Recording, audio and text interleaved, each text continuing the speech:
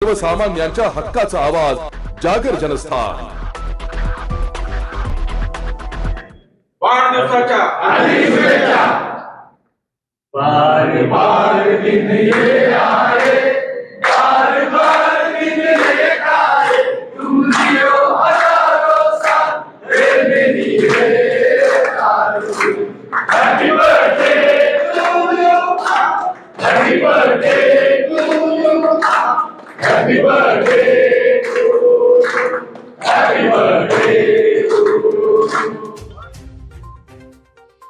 शरद पवार हे महाराष्ट्राच्याच नाही तर देशाच्या राजकारणातील एक मोठं नाव आहे। मराठा स्ट्रॉंग मॅन एवढीच त्यांची ओळख नाही, पंतप्रधान भूषवण्याची क्षमता असलेला हा गुणवान नेता। पण नियतीने त्यांना ही संधी मिळू दिली नाही, म्हणून शरद पवार या नावाभोवतीच वलय अजिबात कमी होत नाही।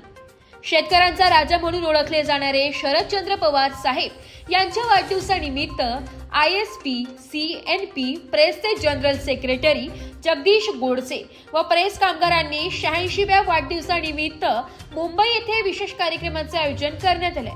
या कार्यक्रमात करन्सी नोट प्रेस आणि इंडिया सिक्युरिटी प्रेस यांच्या वतीने त्यांच्या वाढदिवसाचा उत्सव साजरा केलाय। या प्रसंगी ISP मजदूर संघाचे जनरल सेक्रेटरी जगदीश गोडसे यांनी पवार साहेबांना खास भेट म्हणून 1964 सालच्या जॉर्ज 6व्या कालखंडातील 150 चांदी व चलनातील दुर्मिळ नाण्यांचा संच आणि त्यामध्ये महात्मा गांधी, डॉक्टर बाबासाहेब आंबेडकर, छत्रपती शिवाजी महाराज, संत तुकाराम अशा अनेक महान विभूतींच्या कार्याचा गौरव म्हणून केंद्र शासनाने जे नाणी तयार करून चलनात आणली त्या तयार नाण्यांमध्ये साहेबांची शेतकऱ्यांचा राजा फोटो तयार करून सुपूर्द केलाय। या ऐतिहासिक दुर्मिळ नाण्यांच्या फ्रेममुळे कार्यक्रमाला विशेष महत्त्व प्राप्त झालंय। शरद पवार यांचा वाढदिवस साजरा करण्यासाठी अनेक मान्यवर उपस्थित होते, मात्र ISP मजदूर संघाच्या वतीने दिलेली ही ऐतिहासिक भेट सर्वांचे आकर्षण ठरली आहे। या नाण्यांमध्ये स्वातंत्र्यपूर्ण भारताच्या आर्थिक इतिहासाचा एक महत्त्वाचा भाग झळकतो।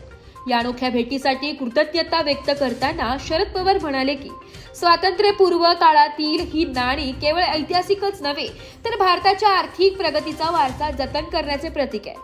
ISP मजदूर संघाने हा संच पवार साहेबांना भेट देऊन त्यांच्या नेतृत्वाचा सन्मान केलाय।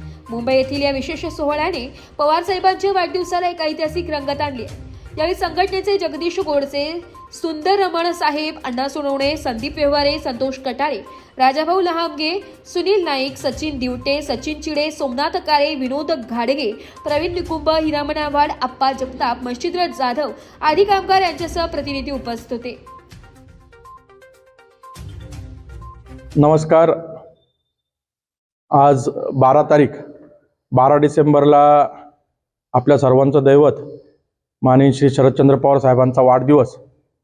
त्या वाढदिवसाच्या निमित्तानं दरवर्षी करन्सी नोट प्रेस व इंडिया सिक्युरिटी प्रेस संघटनेच्या वतीनं आम्ही त्यांना काही ना काही भेट त्या ठिकाणी देत असतो। आज सुद्धा या ठिकाणी आम्ही जे आपल्या संग्रहित नाणी चलनामधले जवळपास 150 नाणी त्या ठिकाणी एकत्रित करून त्या ठिकाणी त्यांना भेट देत आहोत। त्या नाण्यांमध्ये महात्मा गांधीजी असेल, राजाजी छत्रपती शिवाजी महाराज असतील, डॉक्टर बाबासाहेब आंबेडकरांचं नाणं असेल, इंदिरा गांधीजींचं नाणं असेल, अशा वेगवेगळे महापुरुष, त्याचबरोबर त्या ठिकाणी वेगवेगळे संत, वेगवेगळे देवता त्यांच्या स्मरणार्थ जी नाणी निघालेली आहेत ती सर्व नाणी एकत्रित करून त्यामध्ये विशेष करून आपल्या सर्वांना आठवत असेल की त्या ठिकाणी 2 कणीस याचा 1 रुपयाचा एक नाणं त्या ठिकाणी होतं आणि त्याची संकल्पना डोळ्यासमोर ठेवून त्या ठिकाणी साहेबांचं आम्ही एक तैलचित्र त्या ठिकाणी बनवलेलं आहे। या ठिकाणी आपण बघाल तर 1964 पासून नाणी त्या ठिकाणी आहे।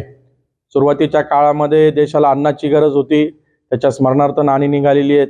त्यानंतर त्या ठिकाणी जास्त शेतकरी वर्गाने जास्त त्या ठिकाणी शेती करावी, जास्तीत जास्त अन्न पिकवावं याकरताही त्या ठिकाणी नाणी निघालेली होती। म्हणजे लोकांना मोटिवेट करण्याकरता, प्रोत्साहन त्या ठिकाणी देण्याकरता सुद्धा नाणी त्या काळी निघालेली आहे। वेगवेगळ्या काही ज्या घटना घडलेल्या आहे भारतामध्ये, त्यामध्ये वेगवेगळे ज्या काही जसे एशियन गेम झालेले असतील, त्याचबरोबर भारत छोडो आंदोलन झालं असेल, त्याचबरोबर त्या ठिकाणी शेती व्यवसायाकरता जे काही अधिवेशनं झाले असतील, अशा वेळेस त्या ठिकाणी नाणी त्या ठिकाणी संग्रहित नाणी काढण्याचं काम सरकारने त्यावेळेस केलेलं होतं आणि ती सर्व नाणी एकत्रित करून त्या ठिकाणी आम्ही आज साहेबांना त्या ठिकाणी भेट देत आहोत. मी या ठिकाणी परमेश्वर चरणी इतकीच प्रार्थना करेल की साहेबांना उदंड असं आयुष्य लाभो, शतकवीर ते त्या ठिकाणी हो आणि त्यांच्या हातून अशीच गोरगरिबांची सेवा त्या ठिकाणी हो. साहेबांना त्या ठिकाणी कृषी मंत्री असताना किंवा मुख्यमंत्री असताना शेतकऱ्यांकरता त्यांनी खूप भरीव कार्य त्या ठिकाणी केलेलं आहे आणि म्हणून एक शेतकरी राजा म्हणून त्यांचं तैलचित्र असलेलं एक त्याच्यामध्ये विशेष करून 2 कणीस जे बाजरीचे कणीस त्यावेळेस त्या ठिकाणी दाखवली गेलेली होती, ते कंचाचं तेलचित्र त्यांच्याकरता आम्ही त्या ठिकाणी बनवलेलं आहे. तर मी ही भेट आज आम्ही त्यांना त्या ठिकाणी आमच्या इंडिया सिक्युरिटी प्रेस मजदूर संघाच्या वतीने देत आहोत. धन्यवाद. जागर जनस्थानसाठी प्रतिनिधी संदीप नवसे, नाशिक.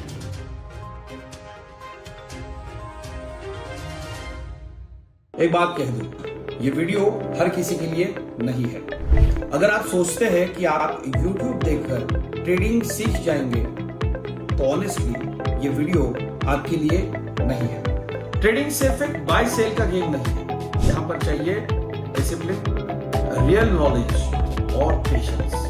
आपको नॉलेज रील्स से नहीं, ट्रेनिंग से मिलता है और हम उन्हीं के लिए हैं जो ट्रेडिंग सीखना चाहते हैं. प्राइस, एक्शन इंडिकेटर और इमोशन कंट्रोल हम आपको सिखाना चाहते हैं. हमारी ट्रेनिंग शुरू होती है सिर्फ 5,000 से. ऑफलाइन और ऑनलाइन दोनों ऑप्शंस में आप ट्रेडिंग सीख सकते हैं.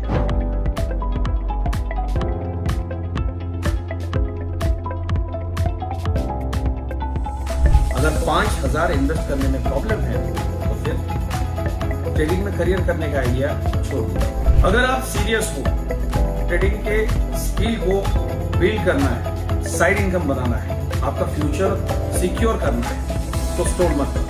फॉर्म भरिए, ट्रेनिंग लीजिए और सही तरीके से ट्रेडिंग के अपने स्किल्स को बेटर कीजिए. और स्क्रॉल करने वालों का क्या है, वो तो शॉर्टकट ढूंढ ही लेंगे. मार्केट उनका भी ख्याल रख लेंगे.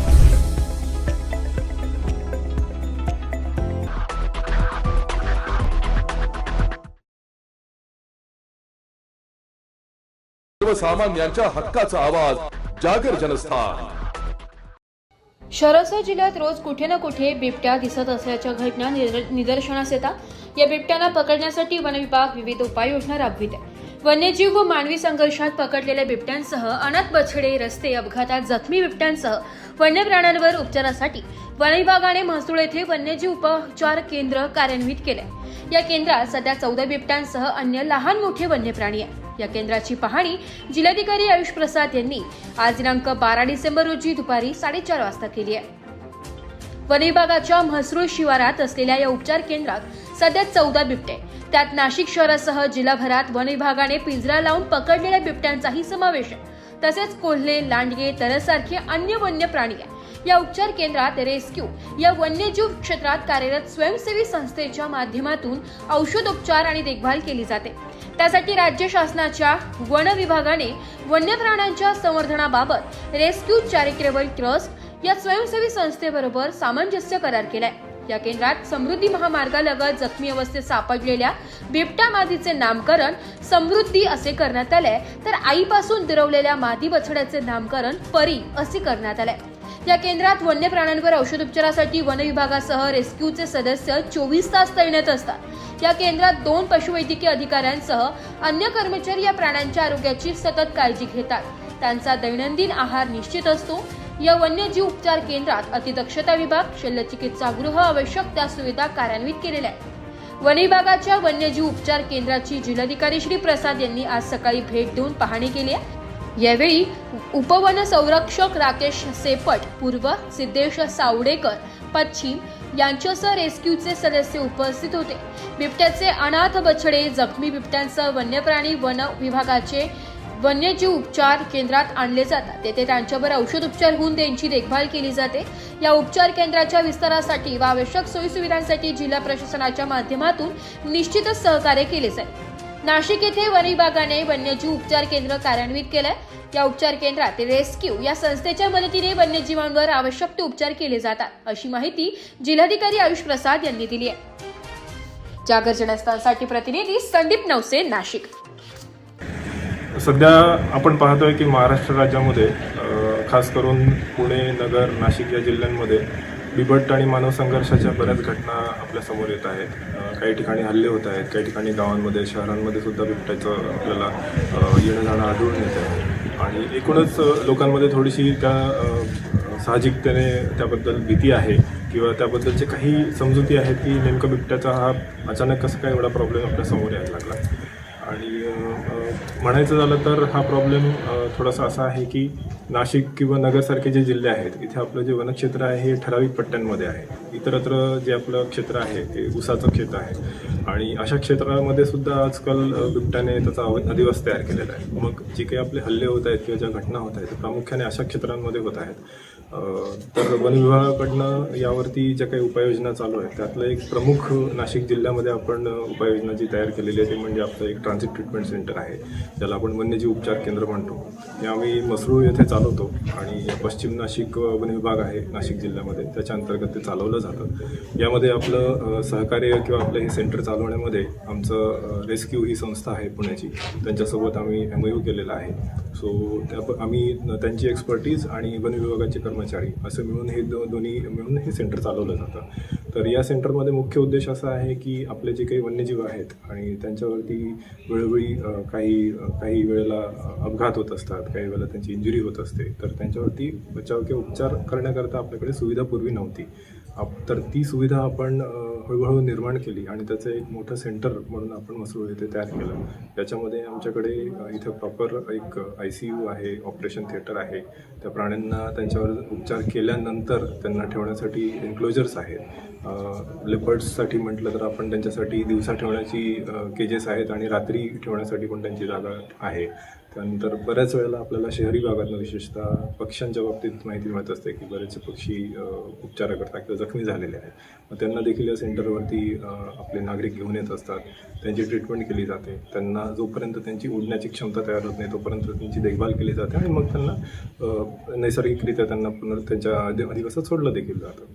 बिबट्यांच्या बाबतीत देखील आपण तेच करतोय. पण आता सध्याची परिस्थिती पाहता जर का एखादा कॉन्फ्लिक्टमधला ॲनिमल असेल की ज्याने एखाद्या मनुष्यावरती हल्ला केलेला आहे, मग तसा ॲनिमल जर का आपण इथे आणला तर मग आपण त्याला इथून मात्र सोडत नाही. त्याची ट्रीटमेंट करतो, त्याला जे काही देखभाल लागते, त्याचं जे काही बघावं लागतं ते आपण ठेवतो आणि मग जशी एखाद्या मोठ्या बचाव केंद्रामध्ये जागा निर्माण झाली मग त्याला आपण तिकडे रवाना करत असतो. तर अशा पद्धतीने आपलं हे सेंटर चालतंय आणि जिल्हा प्रशासनाच्या मदतीने आम्ही हे सेंटर चालवत असतो. याचं एक्सपेन्शनचं देखील आम्ही प्लॅनिंग केलेलं आहे आणि येणाऱ्या काळामध्ये हे सेंटर आपलं चांगलं एक्सलन्सचं सेंटर होईल असं. सर्वसामान्यांच्या हक्काचा आवाज जागर जनस्थान.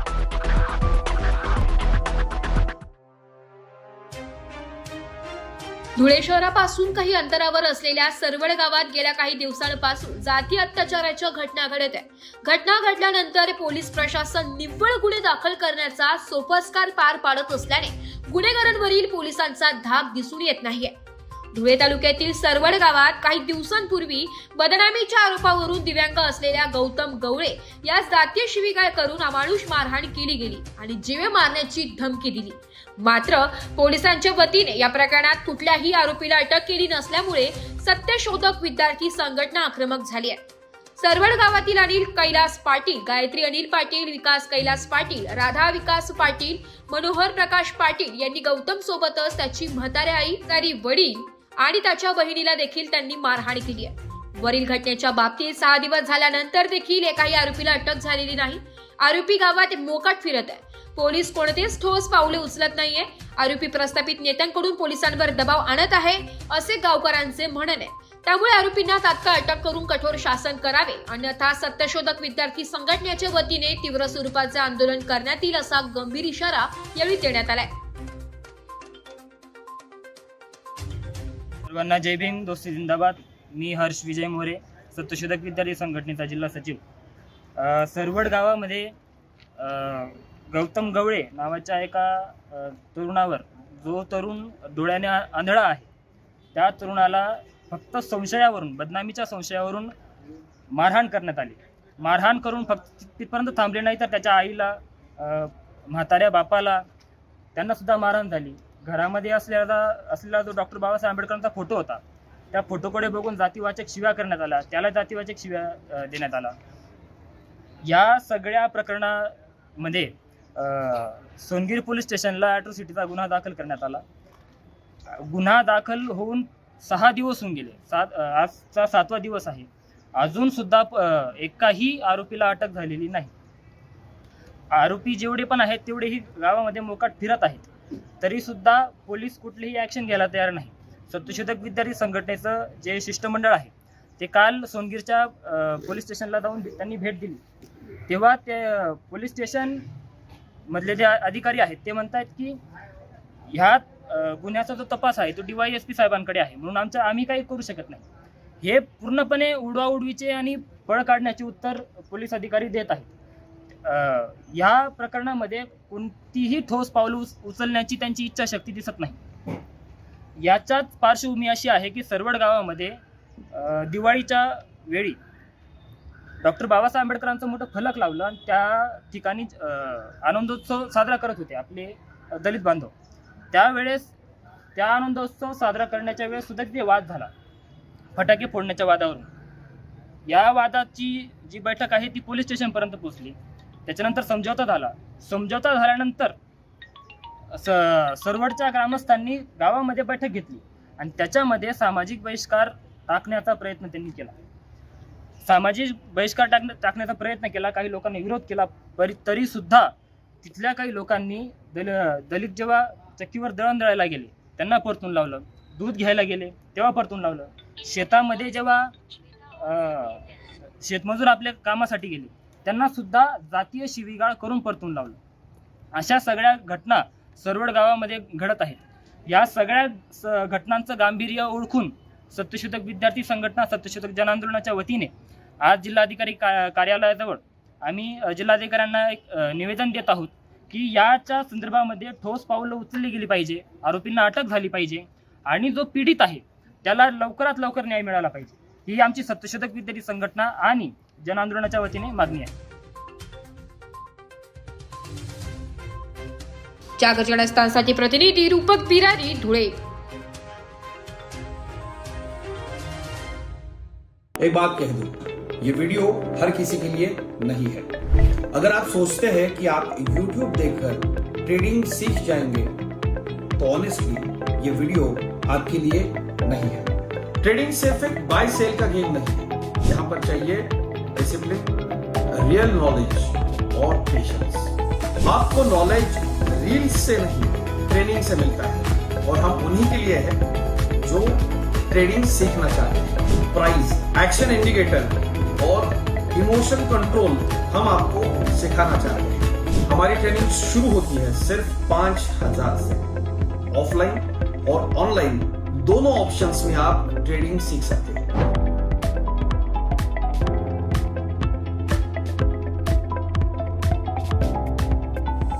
अगर 5,000 इन्वेस्ट करने में प्रॉब्लम है तो फिर ट्रेडिंग में करियर करने का आइडिया छोड़ दो. अगर आप सीरियस हो, ट्रेडिंग के स्किल को बिल्ड करना है, साइड इनकम बनाना है, आपका फ्यूचर सिक्योर करना है, तो स्टॉप मत करो. फॉर्म भरिए, ट्रेनिंग लीजिए और सही तरीके से ट्रेडिंग के अपने स्किल्स को बेटर कीजिए. और स्क्रॉल करने वालों का क्या है, वो तो शॉर्टकट ढूंढ ही लेंगे. मार्केट उनका भी ख्याल रख लेंगे.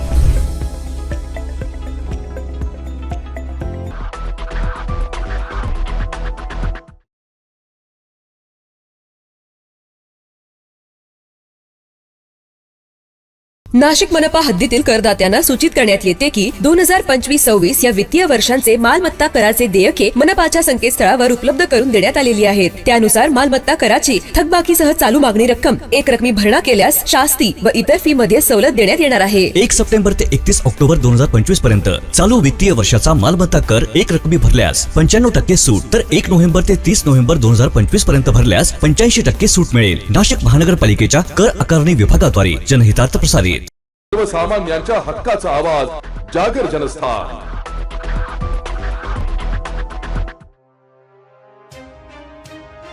वंदनीय बच्चूभाऊ कडू यांच्या मार्गदर्शनाखाली प्रहार दिव्यांग क्रांती संघटनेने आज धुळे जिल्हाधिकारी कार्यालयावर धडक देत जोरदार निदर्शने केली. यावेळी स्थानिक आमदार निधीतून शासन निर्णयानुसार 30 लाख रुपयांचा निधी तात्काळ दिव्यांगांसाठी खर्च करण्याचे निर्देश प्रशासनाने सर्व आमदारांना द्यावेत अशी प्रमुख मागणी निवेदनाद्वारे करण्यात आली आहे. यासोबतच निराधार व दिव्यांग योजनांसाठी असलेल्या अटी शिथिल करून वार्षिक उत्पन्न मर्यादा 50,000हून 1 लाख रुपये करावी आणि शासन निर्णयानुसार दिव्यांगांची पेन्शन 1500 रुपयांवरून 2,500 रुपये झाली असूनही त्याची अंमलबजावणी होत नसल्याने ती तातडीने लागू करावी या मुद्द्यांवर संघटनेने आवाज उठविलाय. यावेळी धुळे जिल्हाधिकारी कार्यालयाबाहेर जोरदार घोषणाबाजी करत निदर्शने करण्यात आली.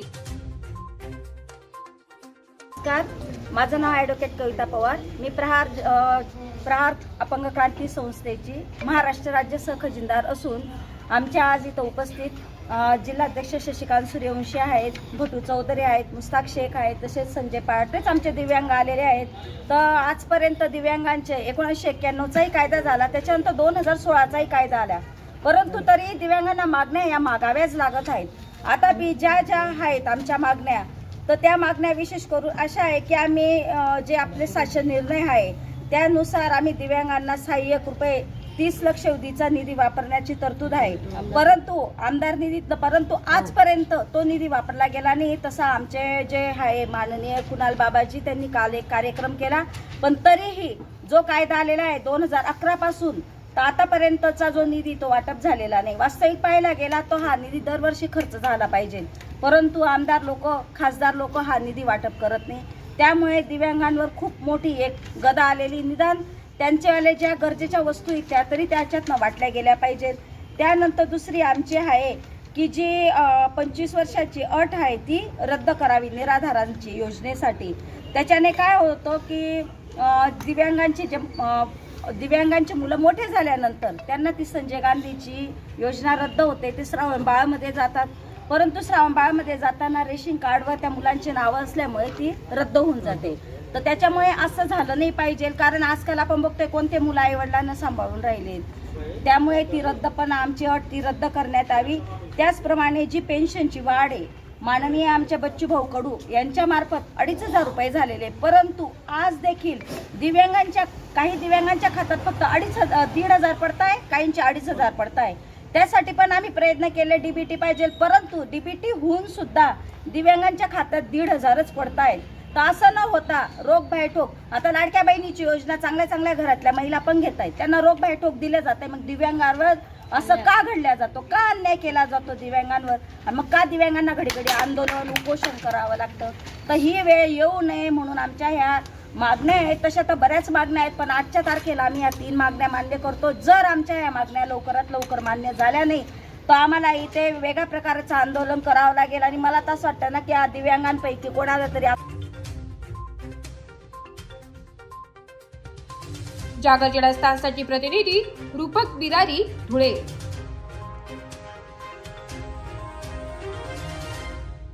एक बात कह दूं, ये वीडियो हर किसी के लिए नहीं है.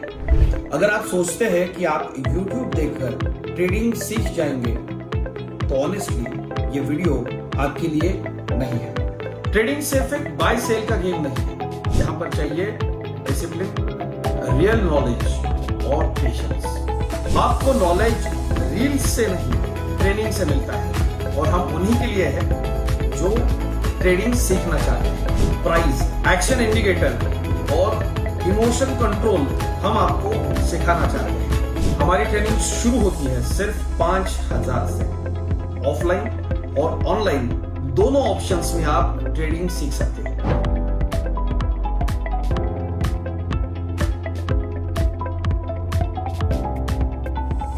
अगर 5,000 इन्वेस्ट करने में प्रॉब्लम है तो फिर ट्रेडिंग में करियर करने का आइडिया छोड़ दो. अगर आप सीरियस हो, ट्रेडिंग के स्किल को बिल्ड करना है, साइड इनकम बनाना है, आपका फ्यूचर सिक्योर करना है, तो स्टॉल मत करो. फॉर्म भरिए, ट्रेनिंग लीजिए और सही तरीके से ट्रेडिंग के अपने स्किल्स को बेटर कीजिए. और स्क्रॉल करने वालों का क्या है, वो तो शॉर्टकट ढूंढ ही लेंगे. मार्केट उनका भी ख्याल रख लेंगे.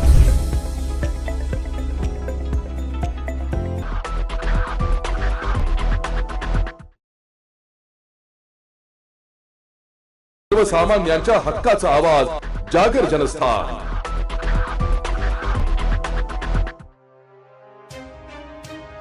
चोरीच्या 2 गुन्ह्यातील फरार असलेल्या आरोपीला नैताळे तालुका निफाड येथून गुन्हे शाखा युनिट 2च्या पथकाने ताब्यात घेतलाय। आज दिनांक 12 डिसेंबर रोजी दुपारी 1 वाजता पोलिसांकडून मिळालेल्या माहितीनुसार नाशिक रोड पोलीस ठाणा हद्दीत चोरी करून फरार असलेला आरोपी गणेश सुरेश पिंपळे हा गुन्हा घडल्यानंतर निफाड येथे पळून गेल्याची माहिती गुन्हे शाखा युनिट 2चे पोलीस हवालदार मनोहर शिंदे व पोलीस अंमलदार महेश खांडबहाले यांना मिळाली। त्यानुसार वरिष्ठांच्या मार्गदर्शनाखाली नैताळे येथून पिंपळे याला मोठ्या शिताफीने ताब्यात घेण्यात आले। पुढील तपासासाठी त्याला नाशिक रोड पोलिसांच्या ताब्यात देण्यात आले। सदरची उल्लेखनीय कामगिरी युनिट 2 कडील सहाय्यक पोलीस निरीक्षक हेमंत तोडकर, सहाय्यक पोलीस निरीक्षक डॉक्टर समाधान हिरे, सहाय्यक पोलीस उपनिरीक्षक संजय सानप, पोलीस हवालदार मनोहर शिंदे, नंदकुमार नांदुर्डीकर, चंद्रकांत गवळी, वाल्मिक चव्हाण, प्रकाश महाजन, महेश खांडबहाले, सुनील खैरनार अशांनी यशस्वीरित्या राबवली। जागर जनस्थानसाठी प्रतिनिधी संदीप नवसे, नाशिक। एक बात कह दूं, ये वीडियो हर किसी के लिए नहीं है।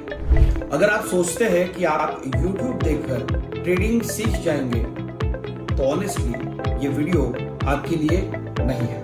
ट्रेडिंग सिर्फ एक बाय सेल का गेम नहीं है। यहाँ पर चाहिए डिसिप्लिन, रियल नॉलेज और पेशेंस। आपको नॉलेज रील्स से नहीं, ट्रेनिंग से मिलता है और हम उन्हीं के लिए हैं जो ट्रेडिंग सीखना चाहते हैं। प्राइस, एक्शन इंडिकेटर और इमोशन कंट्रोल हम आपको सिखाना चाहते हैं। हमारी ट्रेनिंग शुरू होती है सिर्फ 5,000 से। ऑफलाइन और ऑनलाइन दोनों ऑप्शंस में आप ट्रेडिंग सीख सकते हैं।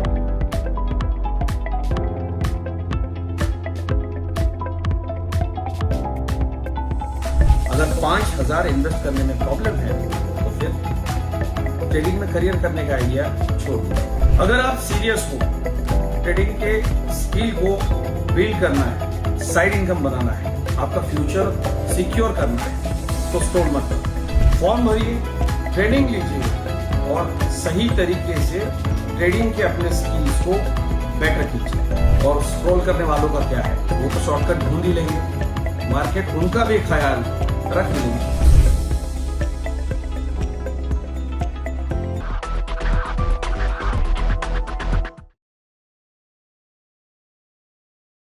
सर्वसामान्यांच्या हक्काचा आवाज, जागर जनस्थान।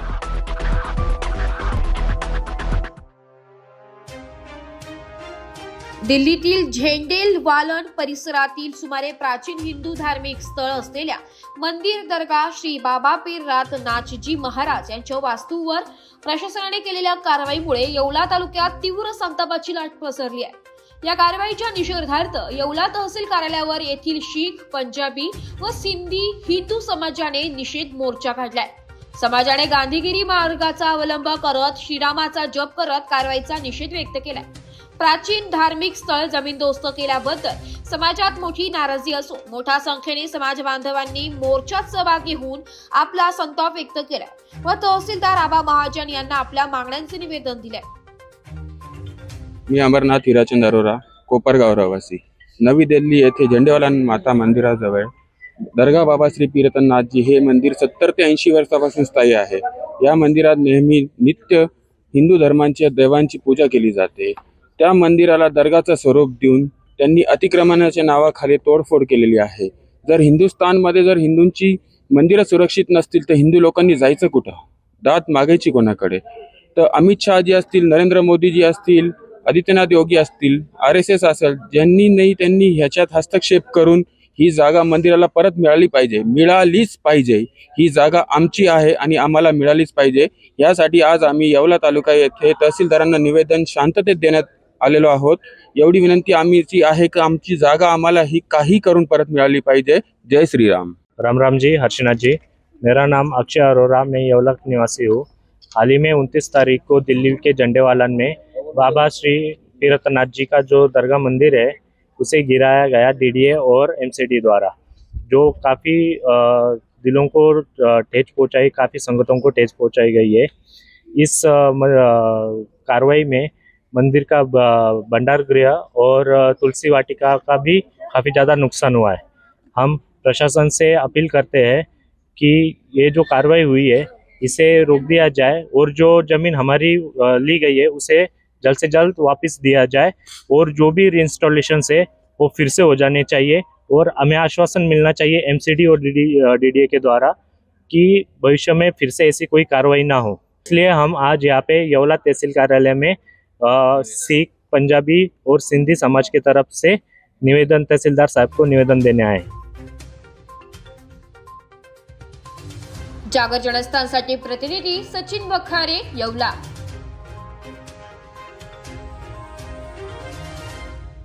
एक बात कह दूं, ये वीडियो हर किसी के लिए नहीं है। अगर आप सोचते हैं कि आप YouTube देखकर ट्रेडिंग सीख जाएंगे तो ऑनेस्टली ये वीडियो आपके लिए नहीं है। ट्रेडिंग सिर्फ एक बाय सेल का गेम नहीं है। यहाँ पर चाहिए डिसिप्लिन, रियल नॉलेज और पेशेंस। आपको नॉलेज रील्स से नहीं ट्रेनिंग से मिलता है और हम उन्हीं के लिए हैं जो ट्रेडिंग सीखना चाहते हैं। प्राइस, एक्शन इंडिकेटर और इमोशन कंट्रोल हम आपको सिखाना चाहते हैं। हमारी ट्रेनिंग शुरू होती है सिर्फ 5,000 से। ऑफलाइन और ऑनलाइन दोनों ऑप्शंस में आप ट्रेडिंग सीख सकते हैं।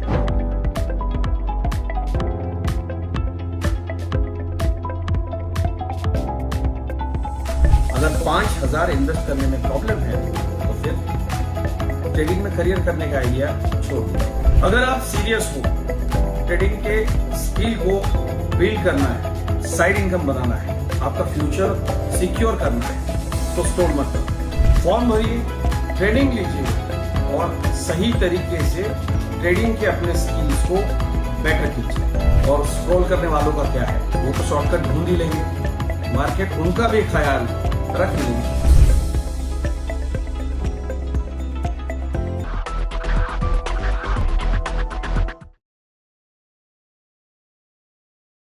सर्वसामान्यांच्या हक्काचा आवाज, जागर जनस्थान।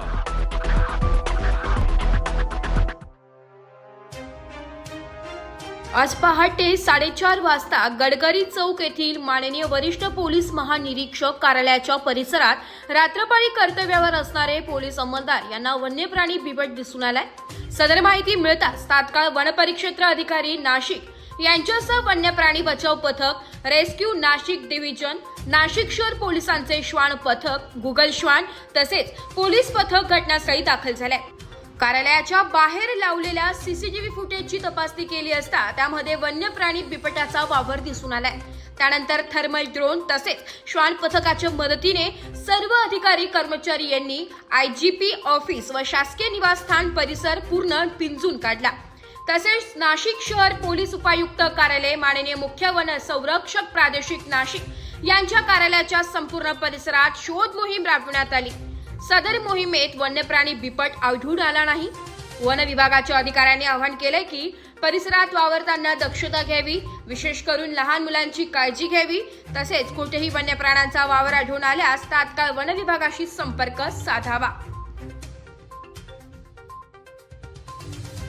जागर जनस्थानसाठी प्रतिनिधी संदीप नवसे, नाशिक।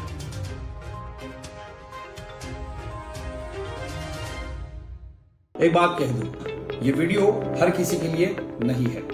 अगर आप सोचते हैं कि आप YouTube देखकर ट्रेडिंग सीख जाएंगे तो ऑनेस्टली ये वीडियो आपके लिए नहीं है। ट्रेडिंग सिर्फ एक बाय सेल का गेम नहीं है। यहाँ पर चाहिए डिसिप्लिन, रियल नॉलेज और पेशेंस। आपको नॉलेज रील्स से नहीं ट्रेनिंग से मिलता है और हम उन्हीं के लिए हैं जो ट्रेडिंग सीखना चाहते हैं। प्राइस, एक्शन इंडिकेटर और इमोशन कंट्रोल हम आपको सिखाना चाहते हैं। हमारी ट्रेनिंग शुरू होती है सिर्फ 5,000 से। ऑफलाइन और ऑनलाइन दोनों ऑप्शंस में आप ट्रेडिंग सीख सकते हैं।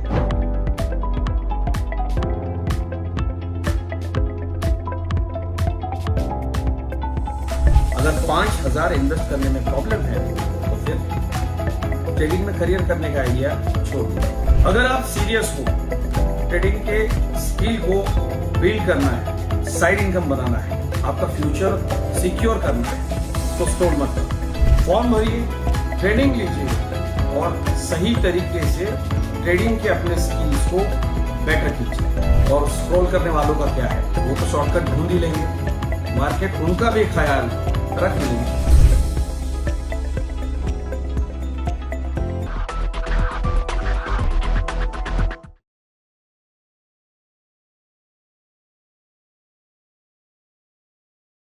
नाशिक मनपा हद्दीतील करदात्यांना सूचित करण्यात येते की 2025-26 या वित्तीय वर्षांचे मालमत्ता कराचे देयके मनपाच्या संकेतस्थळावर उपलब्ध करून देण्यात आलेली आहेत। त्यानुसार मालमत्ता कराची थकबाकीसह चालू मागणी रक्कम एक रकमी भरणा केल्यास शास्ती व इतर फी मध्ये सवलत देण्यात येणार आहे। 1 सप्टेंबर ते 31 ऑक्टोबर 2025 पर्यंत चालू वित्तीय वर्षाचा मालमत्ता कर एक रकमी भरल्यास 95% सूट, तर 1 नोव्हेंबर ते 30 नोव्हेंबर 2025 पर्यंत भरल्यास 85% सूट मिळेल। नाशिक महानगरपालिकेच्या कर आकारणी विभागाद्वारे जनहितार्थ प्रसारित।